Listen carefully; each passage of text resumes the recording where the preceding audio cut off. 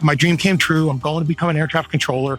My country was just attacked. My city was just attacked. Very big online, featured on Fox and Friends, featured on Fox Business, featured in local news articles and all. But that's how we were born.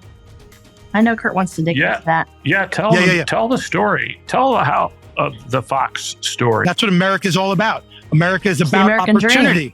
It 100% is. Don't complain to me that you don't have this opportunity. I do not like a sense of entitlement.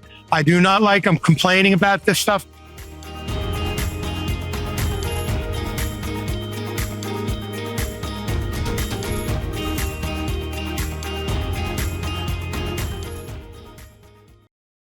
Hello, and welcome to the Liberty Spenders podcast. We are Kurt and Kristen Luidhardt, your hosts and co-founders of the Prosper Group, an agency that's raised over $500 million and elected over 100 members of Congress, 14 governors, 15 U.S. senators, and 1 president. And now, in addition to helping candidates get elected, we're helping your business get elected by asking and answering this question. What if you could exponentially grow your audience by tapping into an engaged audience of 76 million consumers that we call Liberty Spenders? Now, they are politically conservative or faith-based consumers. They spend over $5 trillion every year, and they're looking to buy from businesses and brands that align with their values. You can learn more about this from our new book called Liberty Spenders, and you can get it today at libertyspenders.com/free. Our guest today is Joe Knoetgen. We're pumped to have him. He's the founder and president of Love of Country. And Joe has an amazing story. Despite having 2 college degrees, Joe decided to follow his dream of military service and enlisted in 2013 at the ripe young age of 39. Woohoo! And have served ever since in the Air Force as a medic. Joe and his wife, Kristen, created Love of Country in 2016 out of their passion for the United States, our amazing country, and to unite and inspire Americans. They sell patriotic and inspirational T-shirts made in America out of the finest material. Joe's been on Fox News a whopping 3 times, which we'll talk about later. It's a testament to the power of what he's built and the attractiveness of his business. And regardless of what's going on, he's always overcoming challenges and flourishing because of loyal patriots who buy his products. I want to hear, Joe, to start with, this whole story about enlisting the military at 39 years old, because I think that's fascinating. Yes, and welcome. Yes. Thank you, guys. First, I'd like to thank you for having me on the show. You know, the fact that you guys have elected a president of the United States and helped politicians, grow and be successful in their right speaks testament to what you all do. And the fact that now you're turning to small businesses with a faith and conservative focus is tremendous. And that falls right in line with what we do here at Love of Country. So a huge thank you for you guys for having us on the show. So thank you very much. Okay. So, I have 2 college degrees out of high school. I was a big jock. I played basketball, baseball, soccer. Everybody said, hey, be a gym teacher. I was like, okay, I'm going to be a gym teacher. Right. So you don't know at 17, 18 years old what you want to do. You really don't. Right. So I went to college, became a gym teacher. So did that for a few years and kind of was bored of it. Hindsight, I really wish I stayed with it because I would be set right now. But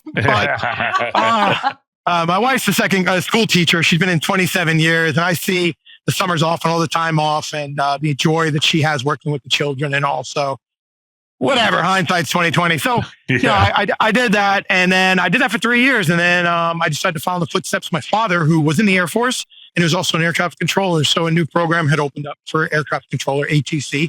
I was currently teaching part-time here, there, everywhere, hustling. And I was like, you know what? I'm going to stop teaching. I'm going to go into air traffic control. Went to a 6-month program, or may have been an 8-month program. I'm not sure. But it was a 6 to 8 month program that was a highly intensive air traffic control certificate. Went back to school for that, rocked that out, did really, really, really well with that.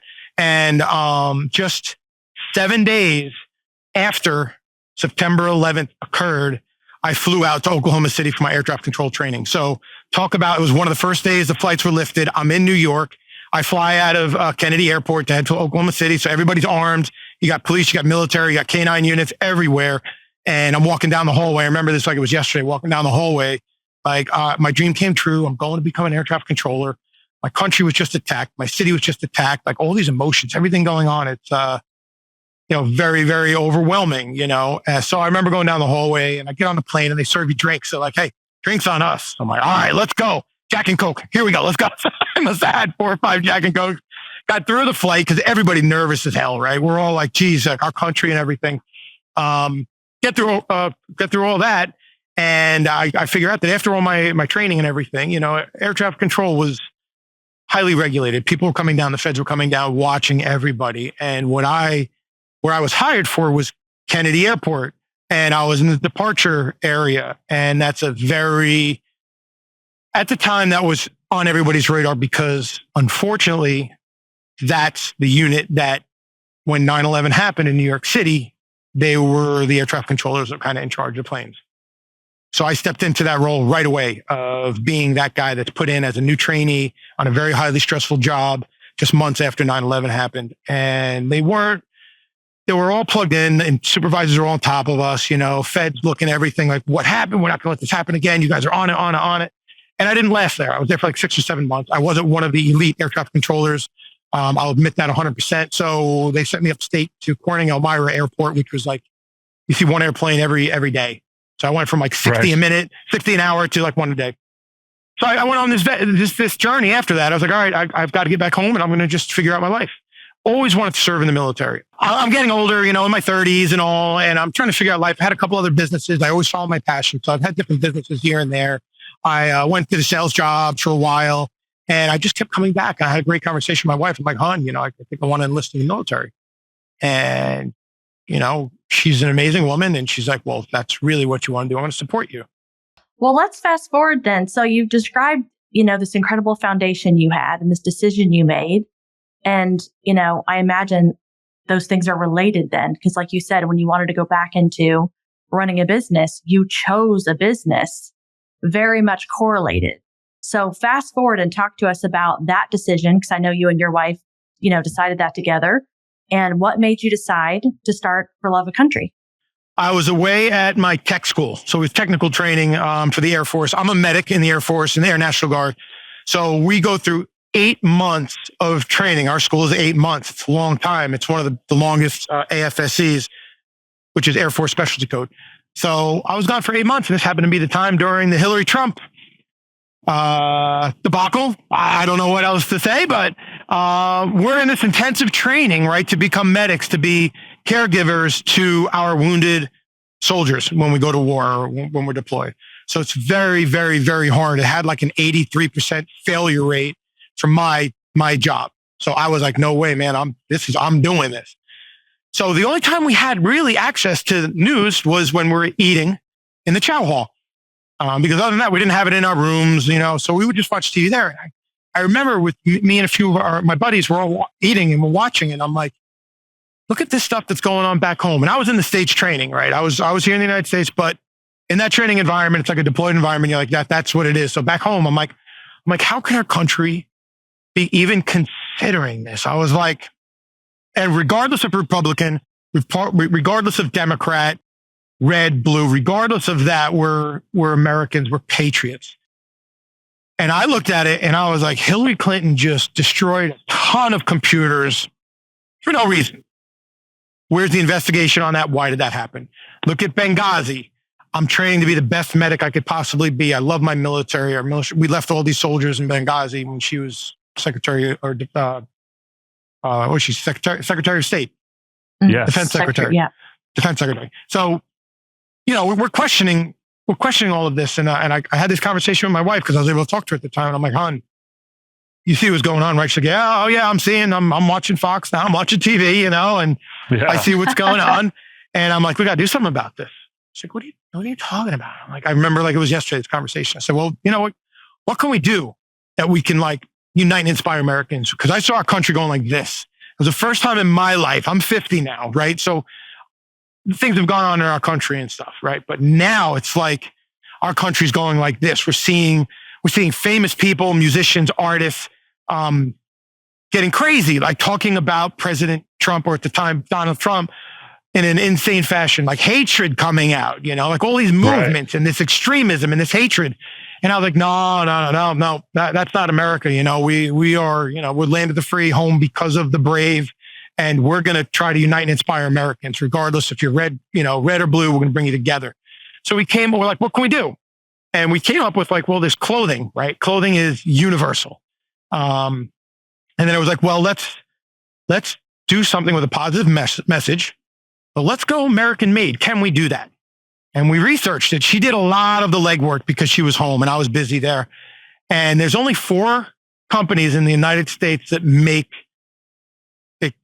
clothing made exclusively in America. So that means like cotton's grown here. You've got your farmers plowing the fields in our country. You got the workers helping with that, getting out to shipping in our country, going to the manufacturer, making all of that cotton, the raw goods, put them into yarns, then put them into fabrics, then shipping them, then cutting them into clothes, and then printing them. That's a lot of work. That's a lot of money. That's a lot of American labor. And I was like, yes, this is what we have to do. It's a challenge, but let's do it. So fast forward a year later, I get out of my training. I get home. We come up with the name Love of Country because that's everything we do is because of our love of country. Come up with that, secure the website, secure this, secure that and everything. But by the way, secure the website. I didn't realize this, but there are spiders and all this stuff on the website. I mean, on the internet. And I created Love of Country Inc., Love of Country LLC rather, did all this. Somebody stole the URL loveofcountry.com. So we had to put out there loveofcountry.com. And they didn't steal it. I guess it's those spiders or whatever that they find what you're getting as a company. Yeah. So they bought it. And they're like, you can have it for $11,000. I'm like, all right. Yeah, that's okay. So Love of Country That's a good little tip for anyone. Yeah, who might be looking to start up a name is be very careful about that. Don't do it. Have all your ducks in a row and get it all done super quick, which is what we do with our YouTube channel coming up. But so we got loveofcountryapparel.com, loveofcountryyusa.com, loveofcountryclothing.com. A few years later, with the success of Fox and Friends and this and the other thing, we purchased loveofcountry.com for, I think it was $7,000 or $6,000. We negotiated, but we bought it. So it's loveofcountry.com. But the storyline is out of my medical training for the military and out of the Donald Trump and the Hillary Clinton debates and run for presidency came Love of Country. Of course, Donald Trump won, President Trump won, and we saw tremendous success through that. Very, very, very happy out of that. Opened up a couple stores, very big online, featured on Fox and Friends, featured on Fox Business, featured in local news articles and all. But that's how we were born. I know Kurt wants to dig into that. Yeah, tell the story. Tell how the Fox story, because I think it's interesting for the people listening about how they reached out to you and then what results you got from it. So tell a little bit about how that whole thing went down. Absolutely. So the one thing the key I could take out of this is, if you're watching, if you're a fan of the show, if you're interested in entrepreneurship, go for it. Try it. Go hard. Don't stop. Because opportunities will present themselves, and God does have a plan, and He will present things to you. And out of nowhere, a producer contacts me. I was away with the military. I forgot where I was. And my phone rang after training or after I was doing whatever. And it said, it was like Fox. I think I missed it. It's like Fox something or other, Fox producer, Fox News Network, whatever it was. And I was like, spam, whatever. So, a message, a voicemail. I listened to it. It's like, hi, this is Stacy, producer of blah, blah, blah, blah. I'm like, holy shit. Sorry, I can't curse. I'm like, holy cow. Yeah. Call them back. And they're like, yeah, hey, we saw that you guys, we did a little research. We're looking for businesses that are owned by veterans or military and that are American made. Would you be interested in sharing your story with Fox Business with Maria Baro? And we're like, yes, please. Thank you. When? Let's go now. So we were on Fox Business with Maria Baro. So my wife, myself, my younger son, Aiden, take the train to Manhattan, and we're on Fox Business with Maria Baro. Like, we're meeting her, meeting the producers. Like, we leave that, and all of a sudden we're getting all these sales. Our cash register has this. Our phone has this app that a little cha-ching, a little sound comes off like a cash register when you get an order. And it was nonstop, something we've never, ever, ever heard. It was like ching, ching, ching. I kept going off for days. So we did very, very well after Maria Baro because we got in front of the right people, So we did tremendous with that. Yeah, our story, we were on, my wife and I were on for like 3 minutes. We were stumbling, we were nervous. It was super weird, but we left like we were rock stars. We're walking through the streets of Manhattan. Like, that's right, we were just on TV, we're awesome. We're on cloud nine, it's amazing, and then we have to find out how we're going to print and get all these orders out for people, because we hadn't done that before. And mind you, we hand screen print all of our swag, all of our merchandise. We hire veterans. I'm a screen printer. I learned in my garage through YouTube, and in 7th grade in art class from Miss Danielson, she taught us how to screen print. I made a screen with Guns N' Roses back in the day, and I made my own t-shirt. So shout out to Miss Danielson, Mount Sinai Middle School. You rock. Yeah. So we do that. We mix our own inks. We put all our inks on a screen and we pull it back. So I hire veterans that do it. So all of our shirts are different. They come out with a stronger ink on one side, lighter on the other. It gives it that character.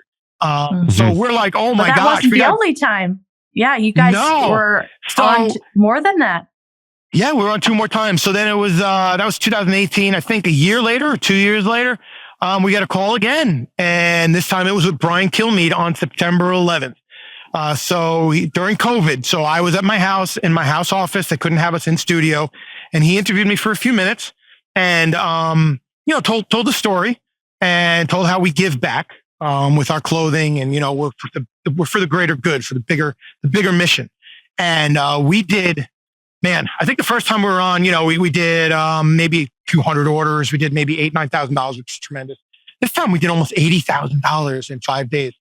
And talk about feeling, and I was in uniform. I wasn't in uniform. I had to put uniform on after that. I was interviewed like 6 a.m. in the morning. It's on our website, lovecountry.com. I was interviewed like 6 a.m., 6:30. I had to get my uniform on and leave to go to my base. So I had to go to base and work for the weekend, hearing that sound on my cell phone with the ching, going off and hitting almost $80,000. And then just 2 years ago, right before Christmas, I think it was December 13th or 14th, we were on Fox and Friends again. Will Kane was my main interviewer. I met Lisa Booth and Pete Hegseth. And Pete Hegseth and I have stayed in contact since.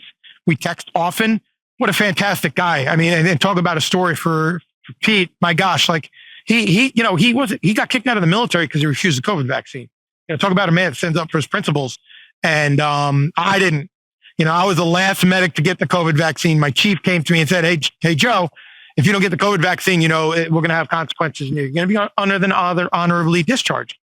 Like, all right, chief, here you go. Hit me up, and I got it. But fantastic guy, Pete Hegseth, and what he does. But we were on that segment 1 minute and 23 seconds. And we did a little over $135,000 in 4 days. Like you can't make this stuff up. Like at that point, I didn't even have the time to go through the streets of Manhattan, and I went to go, yeah, this is great. I love it. No, I boogied back home and we started printing, and I got all my friends, and we had to order and reorder because it didn't just, that cha-ching didn't just go on for a few days. It went on for weeks. It was like, we nailed it. We're good. We're successful. We're a multi-million-dollar corporation. What do I do? And we're a small business that's run by me, a military guy. Right? I don't have a business degree. I have a degree in education, a degree in air traffic control, and a degree in hard knocks with the military and medic, So I just go out of my passion. I go out of my heart. I go out of what's right. And really what God's telling me to do, I mean, it's it is what it is. I'm being led in certain directions. And that's where I'm trying to figure out what my next direction is, because we had that success. We had errors with that. We had learning from that. We got back to the low after that because I could not keep up with orders. But we also had great successes out of that. I know even with everything going on at your business, you still give discounts out to military and law enforcement. You donate to different charities. How is that? What have you been able to do there as part of Love and Country? Great question. Thank you. So, even through the trials and tribulations that we've had and the tough times and all of that stuff comes success, right? And comes, it builds us up, it builds our character. And we've always been able to give our discounts. So we do a 10% discount throughout the board for military veterans, police, fire, and EMS. So any frontline worker that is putting a uniform on and putting themselves out there in society, right? And putting themselves in danger. So we do that straight. We've donated to various charitable organizations for different events. During 9/11, we've donated to different organizations, and we've worked with a company called Pause of War, where we could donate money to them to rescue dogs and canines from the battlefield. But the big thing that we're trying to do is like in my military career, we want to be an inspiration. I want to inspire our youth to, hey, if Pops over here at boot camp can get through this, you can get through it, and you can get through it even better. Same thing with businesses, if it was easy, everybody would be doing it, right? So try and try again. Failure, you have to accept failure. Failures are good. This whole mentality of, the whole participation award, I didn't grow up with. I grew up with a first, second, and third place. And if you didn't get that, you lost. Yeah. You lost, and that's okay to lose, because that's going to propel you to do better next time. That's what I'm trying to say here is for businesses, try it, give it a shot. If you're passionate, if it's your dream, go out there and do it. Do your due diligence, reach out to, nonprofit organizations like Small Business Development Center. Long Island, we have the SCORE, Suffolk County Organization of Retired Executives. Free, what's the word I'm looking for? Free resources. Free resources to reach out to. A big thing for us, which I didn't even talk to you guys about, I didn't even bring it up really, is, and I started this, I am my self-diagnosed ADD child, right? So I'm all over the place. I don't know if you can see it during the interview, but yeah, I'm all over the place. My mind is exploding. I go to bed at night and I'm thinking of different things and all. And I came up with something from the very first day we created Love of Country, out of my own personal experiences with a family member. And it's called Military Kids Network. It's not launched out there yet. And I don't know if we should really put it out there yet, but the whole thing behind Military Kids Network is there's nothing out there like it. It's a nonprofit organization. I want Love of Country to feed it. And it's basically, when I was away for 8 months, my wife had a very, very, very difficult time with raising our kids and going through those channels and fighting the school to get proper education for our kids, or if our kid got into a fight or a kid got bullied or whatever, So Military Kids Network is going to feed, Love of Country is going to feed the Military Kids Network, so we could provide parent advocates and attorneys for parents that are left behind, if you would. When I deploy, when I go away to training, I've got my buddies to my right and my left. I've got our network. I've got my support group. My wife doesn't. Or if my wife was military and she deploys, there's really nothing. You have your family readiness center at your base. I'm not going to comment about that. But Military Kids Network will have, we'll get the wealthiest people in America that are fans of yours, that are faith-based, conservative, that believe in the right thing. And we're going to just raise money. We're going to raise money and for awareness, and that's going to pay for parent advocates, which is huge. Parent advocates to help the people left behind navigate what the rights are for their kids in school, and attorneys to fight them if they need be. Because I personally went through that, and it was awful. It was awful. And it's still out there, and there's nothing that does anything like that. So that might be my next path. My wife and I also started a YouTube channel that we haven't launched yet. You all will be the first people to put it out there, called Glass Half Full. Glass half full, right? I've always said that to people. Like I'm that energetic, that extrovert that's out there and saying, the glass is half full. Yeah, no, it's not half empty. It's half full. Think positive. And these days, and everything I've gone through in the military, it is not like that. It's very negative. Our country is filled with hatred, extremism. And we need to get back to that thought of glass is half full or glass half full, that, let's love and let's come together with what we've got left. And then we'll work on, filling that cup back up. So we didn't put it out there yet, but I'd be honored for you guys to put it out there. We created it's Glass Half Full at YouTube. I have, I think, one subscriber, my brother, because I didn't put it out there yet. But we have the website. I think it's glasshalffull.com. where glass is half full areas. I'll fill you guys back in, or we'll follow up with that. But that's going to be my wife, Kristen, and our journey at 50 years old. What's our life going to be like the next, half if we can retire at 55 or 56, 57, 60? What's our country going to look like? What's our journey going to look like?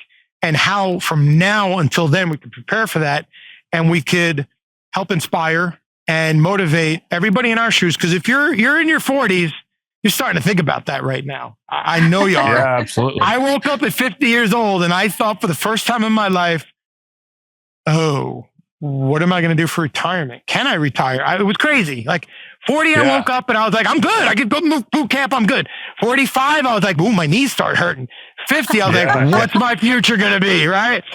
So we don't know what you're talking about. Yeah. We're nowhere near that age. You guys are good. You got a long time to go, right? Well, what I love about your story and your journey of you and your wife, which of course she sounds like someone we should absolutely meet. She should be right here next to me right now. We share a name, so just that alone. You do. Kristen are good people. makes us kindred spirits. But, anybody who is interacting or with this, this content, I mean, your passion just comes out of your body, and your motivation and your drive and your authenticity is so beautiful.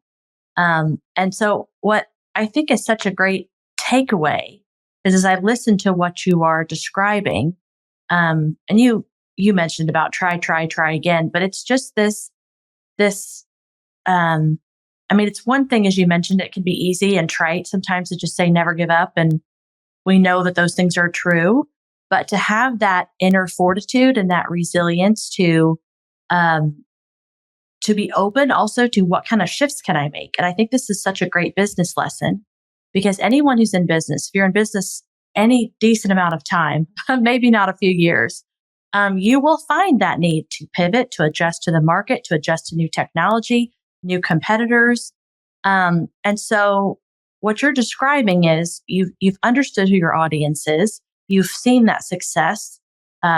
These Fox hits brought it out. It's something that we talk to clients about, is understanding this ecosystem and how you can generate quick success. But then, as you described, you need to then follow that up. You need to have the systems in place. You need to know how you can continue to get those repeat orders and to build that customer relationship.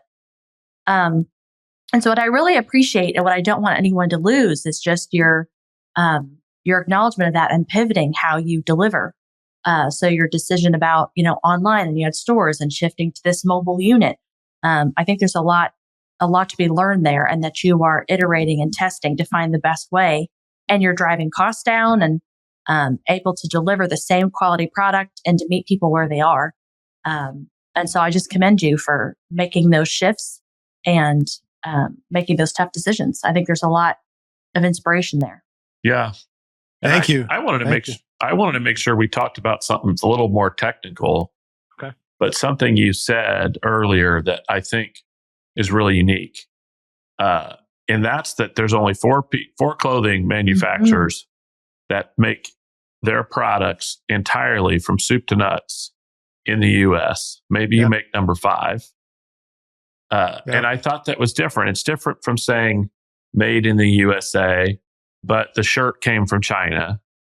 The screen printed in the USA. You're talking about really from the moment that the material, the cotton, the dyes, the whole process from soup to nuts, everything US based. That seems pretty exceptional, but probably also a big challenge to build. Huge. That was our foundation. Like I said, when I was away in training and my wife and I came up with Love of Country, we knew right away that it had to have been made in the United States exclusively. Like, we've seen a lot of people out there. I even had a gentleman come up to me at a President Trump rally that we went to in Pennsylvania. And he said, "Oh, my buddy does this. Why are your shirts so expensive?" And I was like, he's like, "This is his shirt here." I'm like, "Can I take a look at your tag?" Yeah, sure. It was a Gildan that's like made in China. It's super cheap, whatever. So many people say made in the United States, which is actually now against the law when they just print in the United States. For us, we found a manufacturer that we work directly with, that I'm in the manufacture process, that I see the workers cutting the fabric and hemming them. We screen print in-house. I've got everything here that we have our own screen print equipment. We mix our own inks. We pull it back. So we screen print here. That's easy. But to get that shirt that is made 100% exclusively in the United States is a very, very, very hard task to do. And to be upfront, not all fabrics are available in the United States. So we have products that are eco-friendly, right? So made out of bamboo, some made out of hemp, some made out of organic cotton, which is grown in California. We have products like polyester, rayon. You can help me out with that, right. Whatever that word is during the cutting it, rayon or whatever. Cotton, some things are just not available in the United States. However, there is one thing that remains a fact, is that if it has to be imported from a friendly nation, it's not from a country that that does not practice ethical procedures with their employees. So put it that way, so it's so from you've a friendly. Expanded in order to expand your offerings. Is that what I'm hearing? It's tremendous. Yes, absolutely. Like we just got in hats. It's not in here, but we just recently got hats in that are made exclusively in America by union workers in New Jersey. So We're able to get these hats. And then I convinced a buddy of mine here on Long Island to get leather. And again, you can get inexpensive fake leather, right? But we're premium products. So I was like, nah, he showed me samples. I got the thick, real leather that he actually laser engraves here on Long Island. So a hat made by union workers in New Jersey, a patch with genuine real leather that is laser engraved here on Long Island, a phenomenal product. I can't hold on to these hats. And I'm selling them right now for $29 each. We had them at $39 when I had my stores, but we got rid of the stores. Like we said earlier, we kind of brought it down because we are a big proponent of we the people. Like I love to make a profit just as the next guy. I loved my house on the water. I mean, I was so happy. I'm one of those, I'll call it a pig, not a hog. Hogs get slaughtered, pigs get fat, they say. I want to work and work and work and work to be successful and to save my money and to enjoy the fruits of my labor. That's what I am. That's what America is all about. America is about opportunity. It 100% is. Don't complain to me that you don't have this opportunity. I do not like a sense of entitlement. I do not like I'm complaining about this stuff. Do something about it. You could do anything you want. You want to start a business? No one's holding you back. You want to go work for McDonald's or whatever they're paying, save money, put it in the bank, earn some interest. You can do all of that. That's your prerogative. Do it. Don't complain. Do it. And I've done that for a very long time. My wife has worked for 27 years in the same position, and we have saved and we have earned, and we have the right to enjoy those fruits of labor. So yeah, I'm a little bit of a pig in that sense, and I want that nice house on the water and everything, but I'm also not a hog. So what we've done is we strategically lowered our cost, our overhead, so we can now give it to we the people, provide our product to the people that are struggling right now, which is the majority of Americans in our current economy, despite what the left side wants to put out there saying that our economy is strong. It is absolutely not strong. We understand that things are hard. So now we're going to provide a shirt that's 100% American made, premium owned, hand screen printed by veterans for $29, where just 5-6 months ago it was $40. So now they can afford that, and then a 10% discount. And I've always, if somebody's struggling, right, and we're at events and they come up to me and, oh man, I love that shirt. I can't afford it or whatever. We have that conversation. I've given away so many shirts or half price or whatever it has to be. It does that. There's a bigger picture for me, right? There is, sure. There's that bigger picture up there that, at the end of the day, we've got to meet our maker, right? There's karma. There's that faith-based, background. We created a new shirt. I think you've all seen that's called, An Appeal to Heaven. Yeah. It was our first faith-based shirt out there. And I didn't even know of this flag. A customer came to me and said, hey, you ever hear of an appeal to heaven? And I'm like, sounds familiar, but no, what is it? So she explained it to me and I'm like, I love it. I'm putting a t-shirt out there like that. It's one of our best sellers. So if you go to loveofcountry.com, you can see it on there and you can read about it because I give a history of it, but it's a very, very faith-based concept from 1775, and I feel like Love of Country, we are built out of, yes, my military career, yes, my love of my wife and our country and all of the ethics that we've grown up with, but it's also our history of America. And it's also trying to return to that faith-based and that foundation of traditional core values. I see it all the time. I feel like we're gone, right? I mean, I don't know how you guys feel, but our youth, is it there?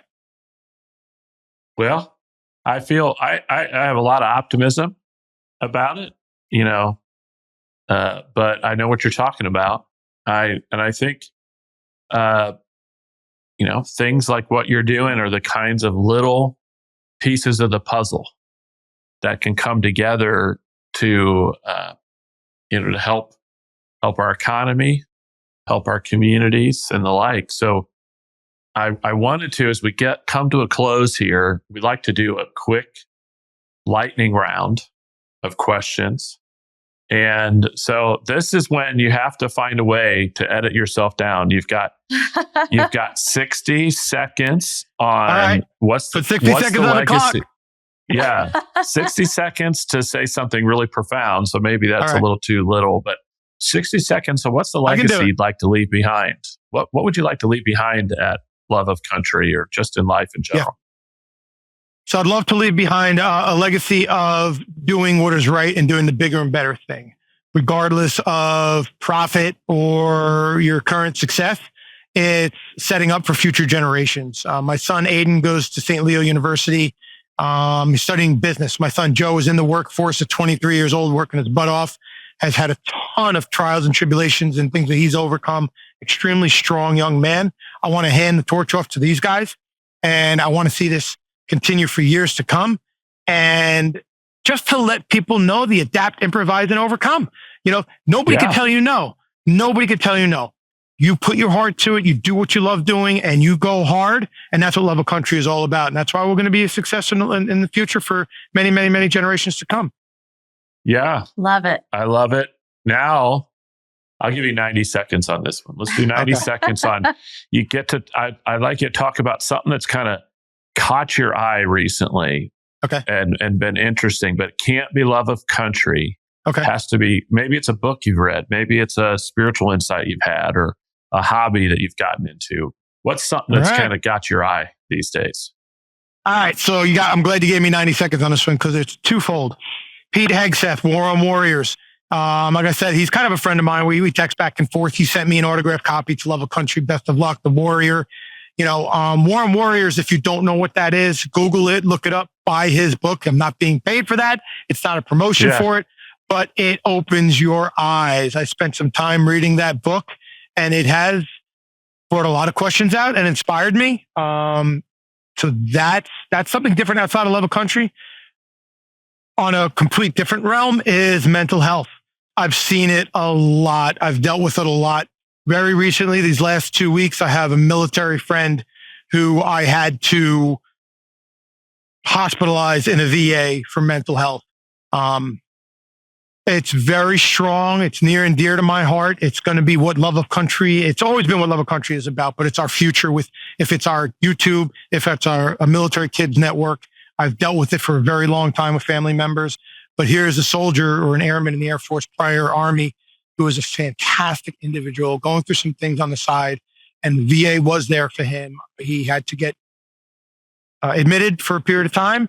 I'm happy to say that he's out now, and I'm in communication with him a ton, working with him and training with him. Mental health is very, very, very serious, and we need to invest money in people, a little bit over mission. We need to love each other, but we need to have people and products and companies in place to help that. I want to do 60 seconds at the very end here. Right. Give the 60-second pitch for Love of Country. So you got 60 seconds. Tell people why they should shop with you. Love of Country was created out of our love and passion for America, the red, the white, and the blue, not the red, not the blue, the red, white, and the blue. We as people need to come together, right? We the people, in order to form a more perfect union. We the people need to come together. We the people, in order to form a more perfect union. That's the foundation of the independence. That's the foundation of our country. That's what Love of Country stands for. The fact that I'm in the military, fantastic, right? There are a ton of veteran-owned companies, but the fact that we're 100% American-made and we're employing Americans, the fact that we take care of premium products. We have veterans that hand screen print everything. We donate, we give back. And the future for Love of Country is huge, whether it's a branch of Love of Country, whatever road we take, YouTube channel, non-for-profit organization, no matter what it is, Love of Country is our base. That's our foundation. That's going to be feeding these people. So you hear of big non-for-profits, big military companies that give back. You see executives that make $200,000, $300,000 a year. It's not going to happen here. Love of Country is going to be our foundation. Love of Country is going to be what feeds these to do the right thing, to give back, so that someday when we meet our maker, when I meet my maker, I can smile and say, sir, I've done the right thing. I've done my job. I've left America and this world a better place.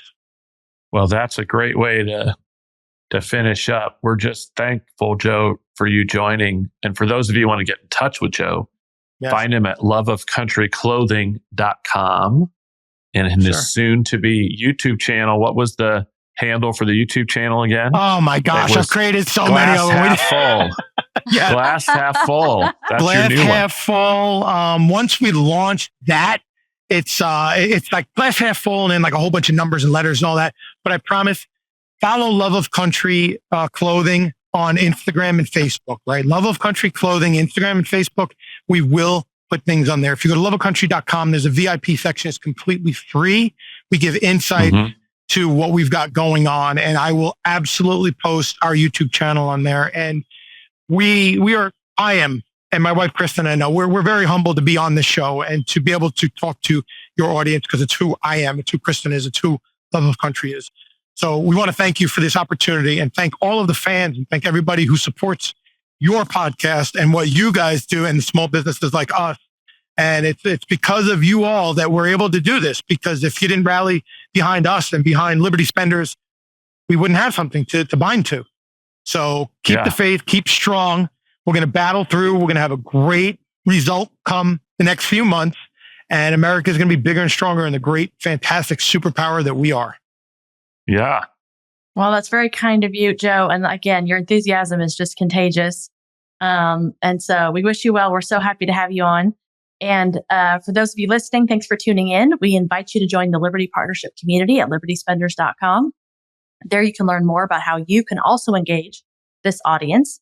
You can also get a copy of our book, Liberty Spenders, How to Reach the $5 Trillion Market of High-Value, Conservative, and Faith-Based Clients to Grow Your Business. You can get it for free at libertyspenders.com/free. Until next time.